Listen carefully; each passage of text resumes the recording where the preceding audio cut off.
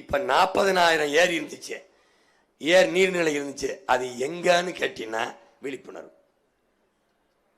ஏரிய பூரா தூத்து தின்னவன் யாரு? இது மதுரை நீதிமன்றம் கட்டப்பட்டிருக்கு. ஏரி இல்ல நீதிமன்றத்தை ஏரியில, அரசு அலுவலகங்களை ஏரியில எல்லாத்தையும் கட்டிட்டு, யாராவது நம்ம மக்கள் 2 பேர் இவன் தான் ஆக்கிரமிச்சு கொடுத்து வீட கட்ட சொன்னான், திடீர்னு நீதிமன்றத்தில் சொல்லி அதை ஆக்கிரமிப்பு இடிக்க சொன்ன இடிக்கிறான்.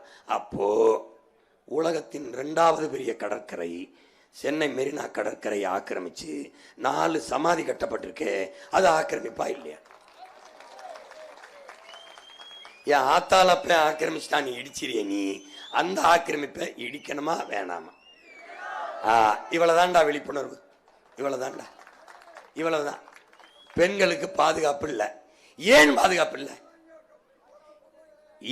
ஏன் பாதுகாப்பு இல்லை? என் தங்கைக்கு என்னிடத்திலிருந்து, என் அக்காவுக்கு என்னிடத்திலிருந்து கூட பேசிட்டு வந்தா பேச முடியாது. கவனிக்கணும், கூட பேசிட்டு இருந்தா பேச முடியாது.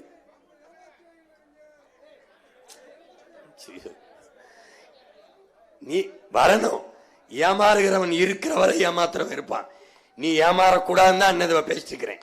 கவனி, பெண்களுக்கு பாதுகாப்பு இல்லை. ஏன்? 2 வயசு குழந்தையை வன்புணர்வு செய்து கொலை செய்கிறான். 2 வயசு பிஞ்சை, 60 வயசு 70 வயசு அம்மாவை, பாட்டியை கூட விடுறதில்லை, 17 வயசு பெண்ணை. இப்படி தொடர்ந்து வன்புணர்வு கொலைகள் நடந்து கொண்டே இருக்கு. யாரால்? நம்ம அக்கா தங்கச்சி நம்மிடமிருந்தே பாதுகாக்க முடியவில்லை. யாரிடமிருந்து யார் பாதுகாப்பது? இது காரணம் என்ன?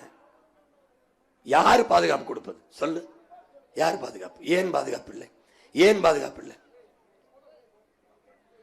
அண்ணா பல்கலைக்கழக வளாகத்திற்குள், படிக்க போற பல்கலைக்கழக வளாகத்துக்குள்ளே பாதுகாப்பு இல்லை. பாலியல் சீண்டல் செய்தவன், தொல்லை செஞ்சவன் தான் இருக்கான். இவன் எந்த கட்சியில இருந்தா எல்லாம் நீங்க பார்த்திருப்பீங்க. இவன் என்ன பண்ணிட்டான்? கற்பழிச்சு கொலை செஞ்ச உயிரோட இருக்கான். சாராயம் காய்ச்சி கள்ளச்சாராயம் வித்து மதுராந்தகர் இதுல மரக்காணத்திலையும் கள்ளக்குறிச்சியிலையும் 19 பேர் மரக்காணம், கள்ளக்குறிச்சியில 63 பேர் சாராயம் கள்ளச்சாராயத்தை காய்ச்சி வித்து கொலை செஞ்சவனை சுடாத போலீஸ், பச்சை பிள்ளைகளை கற்பழித்து கொண்டவனை சுடாத போலீஸ், கல்லறக்க ஏறினான்ங்கிறவனால அவனை சுட்டு கீழே வீழ்த்துது. அப்படின்னா இந்த நாடு எங்கே போகுது என்று பார். இப்போ கள்ளச்சாராயம் குடிச்ச செத்தவனுக்கு 10 லட்சம் கொடுத்தது, நடிகனை பார்க்க போய் நெரிசல சிக்கி செத்தவனுக்கு 10 லட்சம் கொடுத்தது, பணையேறினவனை சுட்டு கீழே விழுத்தி உயிரோட பிணமாக்கினதுக்கு ஒத்த பைசா கொடுக்கலையே. இது என்ன? எந்த மாதிரி அரசு இது? எங்க போய் நிறுத்துது? அப்ப சாராய கடையை திறந்து வச்சு பல லட்சக்கணக்கான பெண்களை தாலி எடுத்து பல பேரை கொலை செய்த இந்த அரசை ஆளுகிறவர்களை எப்போது சுடலாம்? யார் சுடுவா? எப்படி இருக்கு பாரு. இந்த கேள்வியை எழுப்புகிற ஒவ்வொரு சிந்தனையும் விழிப்புணர்வு சிந்தனை தான். அரசு ஊழியர்கள் போராடுகிறார்கள். ஏன் போராடுகிறார்கள்?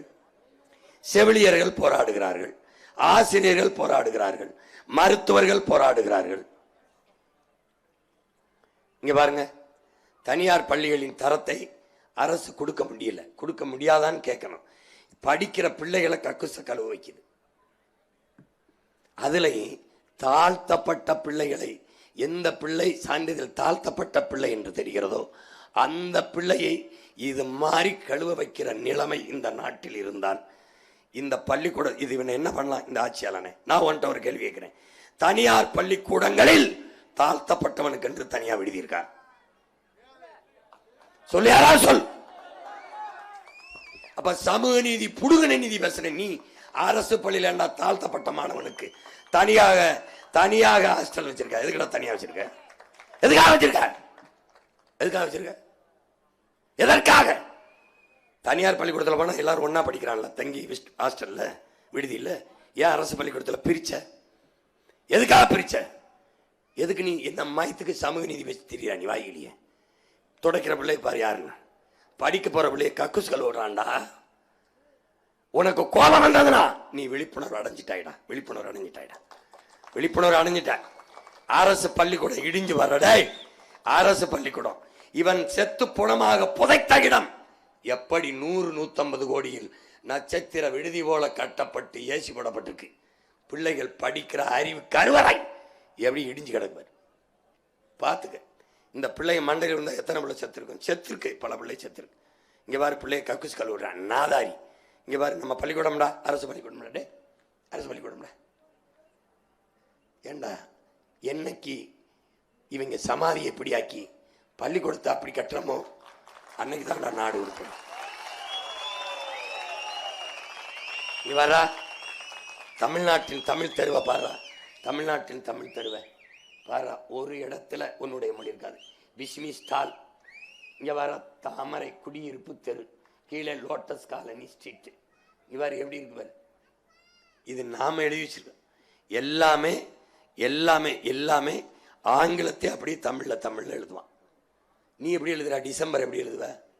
December, December. ஜனவரி ஜனவரி, ஜனவரி. இதாண்டா தங்கிலீஷு. உன் அன்னை நிலத்திலேயே உன் அருமை தாய்மொழி, ஏய் சிவனும் முருகனும் பேசிய தமிழ் செத்து போச்சுடா.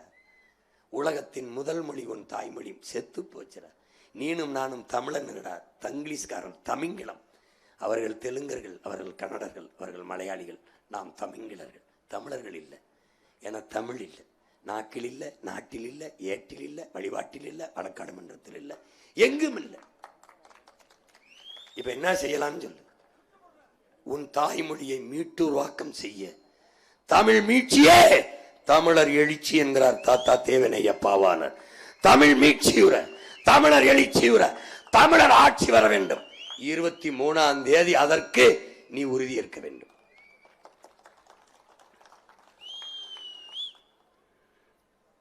தனியார் கொடுக்கிற நீரை, தரமான நீரை போத்தலில் அடைச்சு ஒரு அரசு கொடுக்க முடியாதா? நம்ம அத்தாலக்காவுக்கு நமக்கு லேப்டாப் இலவசம், சைக்கிள் இலவசம், மிக்சி இலவசம், கிரைண்டர் இலவசம், ஃப்ரிட்ஜு இலவசம், 1000, 2000, 8000, 10,000 காசு எல்லாம் இலவசம் கொடுக்குற அரசால் ஏண்டா தண்ணீரை தர முடியல? ஜெயலலிதா அம்மா அரசு 10 ரூபாய்க்கு தண்ணீரை வித்துச்சு. அந்த அம்மா தான் மடிக்கணின்னு கொடுத்தாங்க. அவங்க தான் மிக்சி கிரைண்டர்லாம் இலவசமாக கொடுத்தாங்க. எல்லாத்தையும் இலவசமாக கொடுத்த அரசால ஏண்டா தண்ணீரை கொடுக்க முடியல? இந்த கேள்வி நீ கேட்டா அது அண்டா விழிப்புணர்வு. ஏன் கொடுக்க முடியல? ஏன் கொடுக்க முடியல? தண்ணீரை நான் தரமா கொடுத்துட்டா, என் மக்களுக்கு காசு இல்லாம கொடுத்துட்டா, தண்ணீரை விற்கிற முதலாளி பாதிக்கப்பட்டு விடுவான். அவன் பாதிக்கப்பட்டால் எனக்கு என்ன? அவனிடம் இருந்து வருகிற ஆயிரக்கணக்கான கோடி கமிஷன் நின்றுவிடும். இப்போ நீ தலைவனை தேர்வு செய்திருக்கிறாயா? கமிஷன் வாங்குகிற புரோக்கர்களை, தரகர்களை நீ தேர்வு செய்திருக்கிறாயா? இதை புரிந்து கொண்டால் நீ விழிப்புணர்வு அடைந்து விட்டாய். உன் இதயத்துக்குள் புரட்சிகர அரசியல், மாறுதலுக்கான அரசியல் சிந்தனை மலர்ந்து விட்டது. நம்ம ஆத்தாள் அப்பனுக்கு கிடைக்காத தண்ணீர் எப்படி அந்த முதலாளிக்கு மட்டும் கிடைக்குது? எப்ப போன் அடிச்சாலும் கூட அவன் கொடுத்துறானே, எப்படி? எங்கிருந்து வருது? அது தண்ணி தானா? எதை நம்பி குடிக்கிறோம்? எப்படி நிலைமை வரும்? சரி, இன்னைக்கு குடிக்கிறோம், இதை மற்ற உயிர்கள் எப்படி குடிக்கும்? எந்த கடையில் வாங்கி குடிக்கும்? எவ்வளவு காசு கொடுத்து குடிக்கும்? மனித தேவை மட்டும்தானா தண்ணீர்? இது கொடுமை இல்லையா என்று யோசிக்க தொடங்கினால் அதான் விழிப்புணர்வு. இப்போ இது வரைக்கும் வித்துக்கிட்டு இருக்கான். இப்பவே பூமிக்குள்ள ஒரு சொட்டு நீர் இல்லைன்னு எல்லாரும் சொல்லிட்டான். இன்னும் ஒரு 5 வருஷம் விற்பானா? அதுக்கப்புறம் தண்ணி இல்லைன்னா எதை குடிப்பேன்? எந்த முதலாளி விற்பான்? வித்த முதலாளி ஓடி போயிடுவான் காசு தூக்கிட்டு. நீ என்ன பண்ணுவ? என்ன பண்ணுவ? யாரு குறவழியும் கடிச்சு ரத்தத்தை குடிப்பியா? இது வர்றதுக்கு முன்னாடி நீ என்ன பண்ணு? எச்சரிச்சுக்க, விழிப்புணர்வு அடைஞ்சுக்க.